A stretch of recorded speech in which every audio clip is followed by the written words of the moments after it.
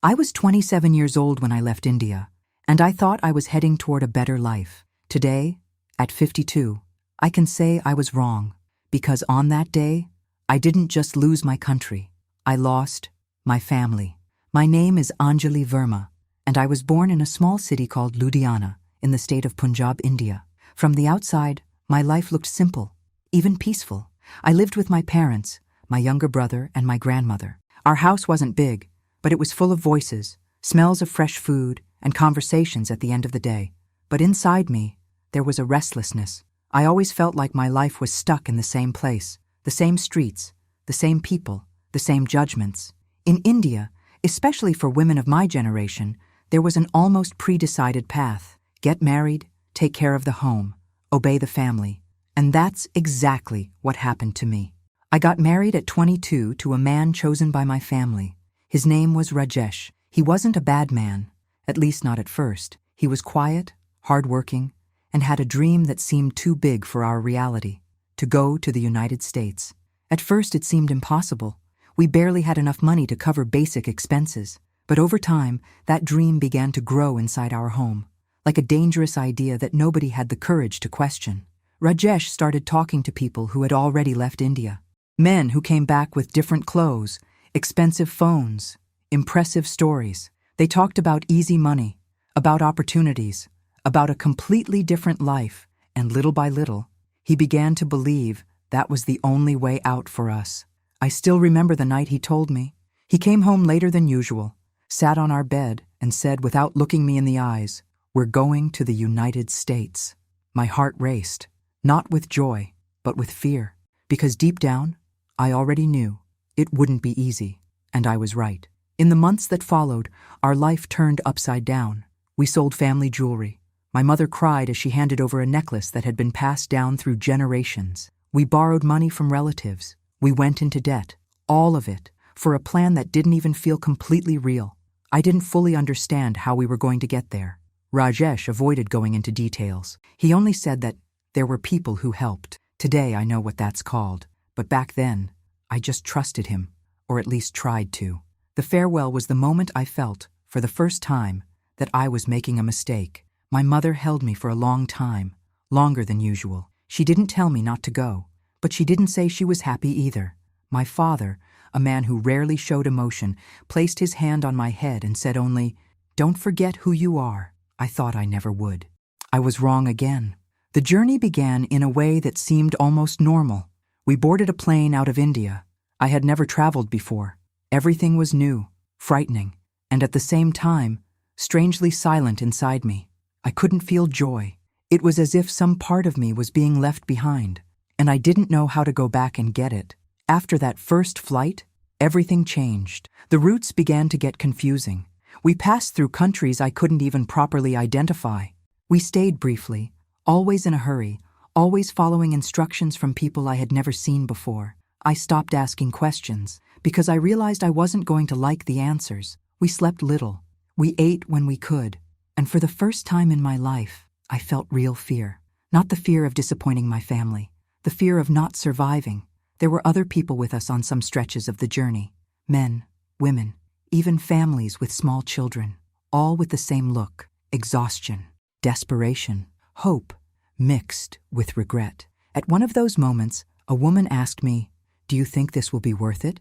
I didn't know how to answer, because at that point, I was no longer sure of anything. When we arrived in Mexico, I understood that we were much further than I had imagined, and much closer to danger too. It was there that I heard, for the first time, the word that would completely change the course of my life: coyote. Men who charged money to take us to the United States. Men who asked no questions, and who also didn't care what happened to you along the way. Rajesh seemed confident, as if everything was under control. But I began to notice something in him. He was no longer the same. He was more distant, more impatient, more cold. And, even without fully understanding why, I began to feel something I had never felt before in my marriage: loneliness. The crossing was worse than anything I could have imagined. We walked for hours, sometimes in the dark, sometimes in absolute silence, sometimes with people crying softly so as not to draw attention. I felt thirst like never before. My legs ached. My body felt like it couldn't take any more. And at one moment, I truly thought I was going to die there. But I kept going, because there was no going back. And also, because I believed that on the other side, everything would make sense. That all that suffering would have a purpose. That I would have a better life. That I could help my family. That all of it would be worth it. But I didn't know that the real suffering hadn't even started yet. I don't know exactly at what moment we crossed the border. There was no clear marker, no sign, no visible line on the ground. I only remember one of the men saying in a low voice, "You're in the United States now." That moment was supposed to bring relief. I was supposed to feel like I had won, but all I felt was a strange emptiness in my chest, as if I had crossed something much greater than a border, as if I had crossed a point of no return. We were taken to a small house, in silence, still during the night. There were other people inside, mattresses on the floor, little space, a strong smell of food mixed with exhaustion. Nobody smiled, nobody celebrated. It was as if everyone already knew what was coming next. We were told we'd need to stay there for a few days, without going out, without making noise, without drawing attention. I didn't fully understand, but I obeyed. I always obeyed. The days inside that house were confusing. No open windows, no sense of time. I started losing my grip on reality. Rajesh barely spoke to me. He spent hours on the phone, whispering, stepping outside to talk to people, and coming back even more distant. I tried to convince myself that it was just the stress of the journey. But deep down, something inside me said there was more, much more. After a few days, we were taken to another place. This time, a larger house, in a neighborhood that looked ordinary. Organized houses, cars out front, people walking in the street. It looked normal, but our life wasn't. It was there that everything truly began to change. Rajesh told me I needed to start working. There was no choice. We needed to pay off the debt from the journey. And it was no small thing. I only understood the size of the problem when I heard the amount for the first time, $30,000. I couldn't even picture that number. It was more money than I had seen in my entire life. And that was the price of my freedom. Or at least, that's what they said. I found work cleaning houses. It wasn't hard to find. They didn't ask for documents. They didn't ask questions. They just wanted someone who worked a lot and spoke little. I woke up early, got rides with other women, and spent the entire day cleaning houses that weren't mine. Beautiful houses, organized, silent. Sometimes I would stop for a few seconds, looking around, thinking about how those people lived, thinking about how I had crossed the entire world to clean other people's lives. And even so, I accepted it, because I believed it was temporary, that it was just the beginning. That, with time, things would get better. But things didn't get better, they got worse. Rajesh started coming home later and later. Sometimes he didn't come back at all. When I asked, he would get irritated. He said I needed to trust him, that he was taking care of important things, but he wouldn't say what. And, little by little, the man I had known began to disappear completely. In his place, someone I didn't recognize, cold, distant, and many times, cruel. The arguments started. First small ones, then more and more intense, until one day he said something I will never forget. "You're only here because of me." That hit me in a way I couldn't explain, because deep down, it was true, but also it wasn't fair. I had left everything, my family, my life, my country, for us, and in that moment, it felt like I was completely alone. No one, no support, no way out. I began to miss home, my mother's voice, the smell of the food, even the things that used to bother me. Because at least there, I existed. Here, I only survived. Time passed, and something inside me began to change. I stopped believing it was temporary. I stopped believing things would get better. And I began to observe, to notice details I had previously ignored. Rajesh's hidden phone calls, the messages he deleted, the days he disappeared without explanation, until a doubt began to grow inside me. A doubt I tried to ignore, but that wouldn't go away. And one day, I decided to follow him. I didn't know exactly what I was looking for. Maybe an explanation, maybe a lie I could believe, maybe anything that would help me understand what was happening. But what I found was something I never, not even in my worst thoughts, could have imagined. I was never the type of person who distrusts easily. In India, I learned to trust family, marriage, what I had been taught since childhood. But that day, something inside me was different. I felt I needed to know the truth, even if it destroyed me. I waited for Rajesh to leave as he did every day. This time, however, I didn't stay home. I left a few minutes later, trying to keep my distance, with my heart racing and my hands sweating. I didn't know what I was doing. I only knew I couldn't live in that doubt any longer. He got into a car with another man. I followed, as best I could. Rides, buses, even on foot at times. It seemed crazy, and maybe it was, but I was no longer thinking clearly. I just wanted answers. After nearly an hour, he got out in a neighborhood I had never seen. It was a quiet place, beautiful houses, well-kept lawns. Everything seemed too perfect, and it was there that I felt, for the first time, that something was very wrong. I watched him walk up to a house. He knocked on the door, and a few seconds later, a woman opened it. She smiled and hugged him. It wasn't an ordinary hug. It wasn't a gesture of friendship. It was intimate, natural, as if it happened every day. My body froze. I couldn't move. But the worst was still to come. A child appeared at the door, a small boy, maybe 5 or 6 years old. He ran to Rajesh and called him Dad. In that moment, something inside me broke in a way that never went back to normal. I didn't cry. I didn't scream. I didn't do anything. I just stood there, still, looking at a life I didn't know existed, a life where I had no part. I don't remember exactly how I got back home. Everything went silent inside me, a heavy silence, suffocating. When Rajesh came back that night, I was already waiting, sitting, no tears, no expression. He could tell right away that something was wrong. "What happened?" he asked. And for the first time in a long time, I wasn't afraid. "Who is she?" The silence that followed said more than any answer. He tried to deny it at first, said I was imagining things, but I didn't back down. I described everything, the house, the woman, the child, and little by little, the truth began to surface, without emotion, without regret, without shame.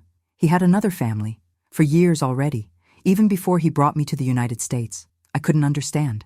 "So, why did you bring me?" I asked, my voice faint. And his answer was worse than any betrayal. "Because I needed someone to work." Those words were like a direct blow to my chest.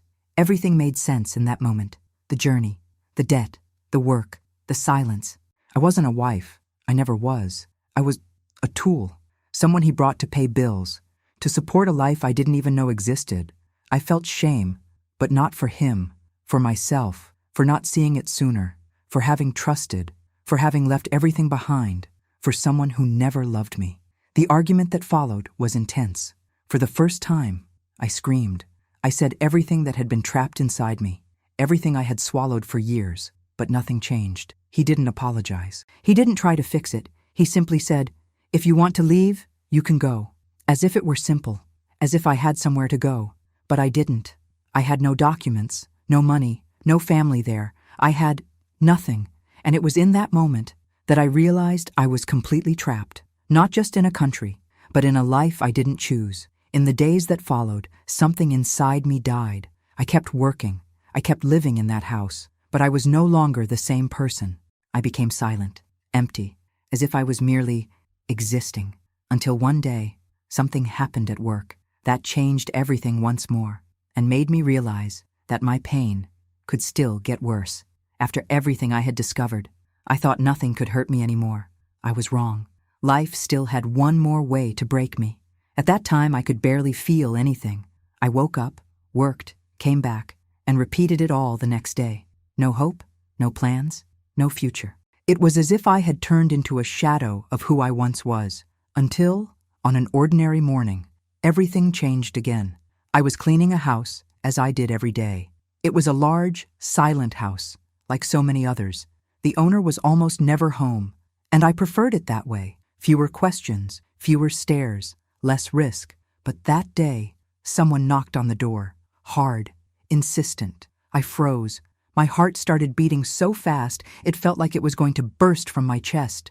Nobody knocked like that. Nobody arrived unannounced. And in that instant, I felt it. Something was wrong. Something was very wrong. I stood still for a few seconds, trying to decide what to do, but the knocking came again, louder, more urgent.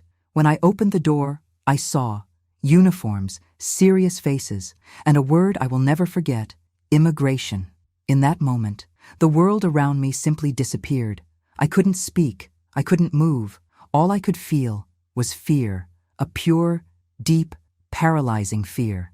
They asked questions, questions I didn't know how to answer, or perhaps questions whose answers I was afraid to give. I tried to explain. I tried to say I was working, that I wasn't doing anything wrong, but deep down, I knew. To them, I was already wrong from the moment I entered that country. I was taken, with no time to grab anything, no time to think, no time to say goodbye to anyone, not even to myself. The days that followed were confusing, a cold place, strangers, stories similar to mine, but all with the same ending: loss, regret, silence. I didn't know what was going to happen to me. I didn't know if I would be deported. I didn't know if I would be kept detained. I didn't know anything anymore.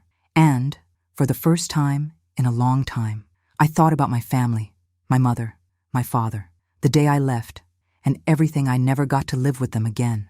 I never called, I never wrote, I never went back, and in that moment, it was already too late. Sometime later, I finally managed to make a phone call. My hands were trembling. My heart felt like it was going to stop. When my mother answered, I couldn't speak. I just cried. On the other end of the line, silence. And then, a voice I would recognize anywhere, weaker, more tired, but still, my mother's voice. She didn't ask where I was. She didn't ask what had happened. She only said, "You took too long." Those two words carried years of pain, years of silence, years of absence. I tried to explain. I tried to tell her everything. But how do you explain an entire life of mistakes in a single phone call? How do you say that you traded your family for a dream that never existed? How do you say that you got lost and no longer knew the way back? I couldn't, and perhaps it wasn't even necessary, because deep down, she already knew. Today, I am 52 years old, and I am still in the United States. My situation changed over time, but the scars did not. I didn't rebuild my family. I didn't recover the lost time, and I was never the same person again. People talk a lot about the American dream, about opportunities, about fresh starts, but few talk about what you can lose along the way. Few talk about the price, and sometimes that price is too high. If I could go back in time, if I could speak to that 27-year-old woman, sitting in her room, believing she was about to change her life, I would say just one thing: not every dream is worth your life, because mine cost me my family, and that is a loss that no amount of money in the world can bring back.